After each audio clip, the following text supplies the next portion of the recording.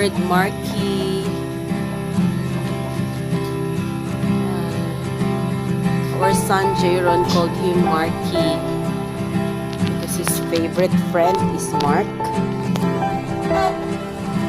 Ayan. Actually, siya daw ay isang Kulasisi. Bird na Kulasisi. Super shy type siya. Actually, itong bird na to, we found him. Nabangga siya sa aming window glass. Ayan.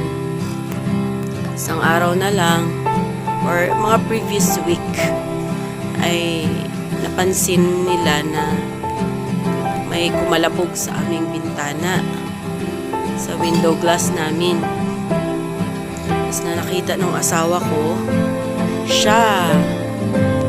But guys, I'd like you to, na daming birds dito sa amin na namatay kasi nga, yung window namin ay ganyan, no? Ayan, so they think, nakikita nila yung reflections ng mga, kahoy. Akala nila, ay still, mga kahoy pa din yun. Tapos, biglang lipat, hanggang sa bigla silang nababangga sa aming window glass. Yun, daming namamatay ng mga birds. Kawawa nga eh. Buti nga ito, sini-PR ni aking hubby.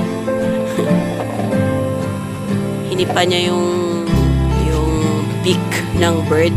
Kasi nga talagang as in nahimatay siya. Pagkabangga niya sa aming window. Tapos ayun, we're glad na he survived. Eto ngayon, we will set him free kasi nga, ito parang pinagaling lang muna namin siya. And he ate saging. Favorite niya yung saging at saka etong fruits na ito. Dami kasing bird na pupunta dito dahil dito sa fruit namin na ito. Ayan o. Yung prutas na yan, hindi siya tumitigil sa kakabunga. Dami niyang bunga lagi. Tsaka kinakain sila ng mga birds. Daming birds dyan lagi. Dahil dyan. At saka yan din, isa sa mga favorite ng bird na ito. Ito yun. Ang kanyang ayan.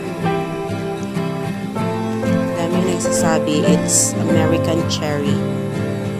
Or yung iba rin ang sinasabi ay wild cherry nga daw ito. Pero kinakain din namin to.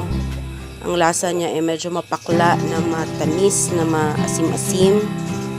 Masarap din siya, guys. Yan ang kinakain ng maraming birds. And ngayon, ang daming birds. Ayun. Kasi talagang sarap-sarap ng buhay ng mga birds dito. Kasi dami-dami nilang pagkain. And we didn't cut it dahil nga rin kinakain din namin. Pero hindi naman namin siya kayang kainin lahat dahil sa dami rin ng bunga. Ayan.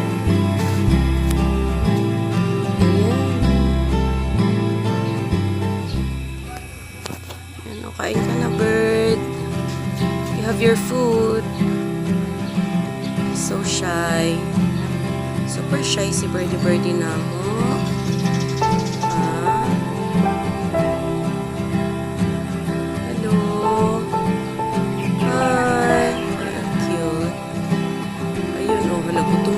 Ben.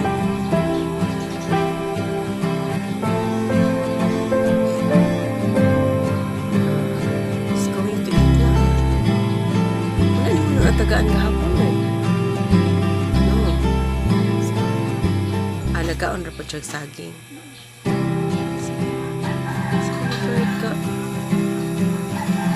Kaya siya kay kung saka siya. Pinatabang niya yung beak, no? Pinaano niya yung simot. Sige na, bird. Eat na. Don't be shy. Sige na, bird. You will be set free today. Kita na ni mo imuhang mga kapamilya. Ayan. Pinagaling lang muna namin ikaw. Para ikaw ay magiging malakas na at magaling. And then you will be free as a bird again. Sige na. Sige na, Marky. Kao na, Marky. Sige na. Sige na, please.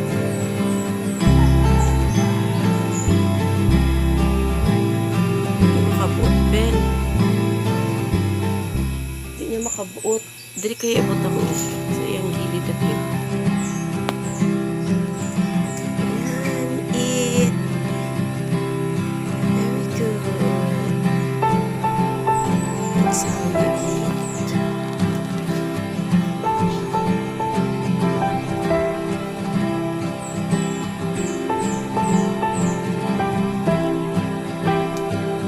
Tulog pa na talaga siya. Wait lang, nagka-check pa.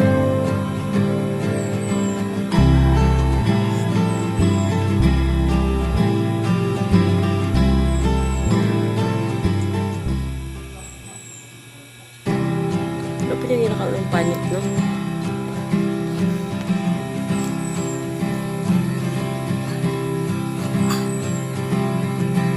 Eat pa, Marky.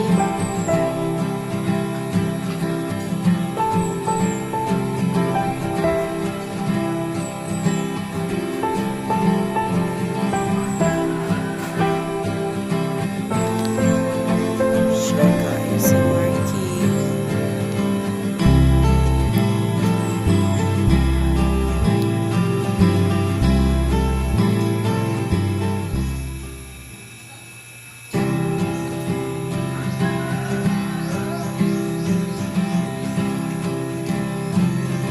Sabi ay family siya ng parrot. Kaso nga lang medyo maliit siya sa parrot. Bye-bye na today, Marky. Thank you for being with us. Ayan, free na ka dong. Bye-bye na. Thank you for, the little time that you've been with us, Dudong, Marky.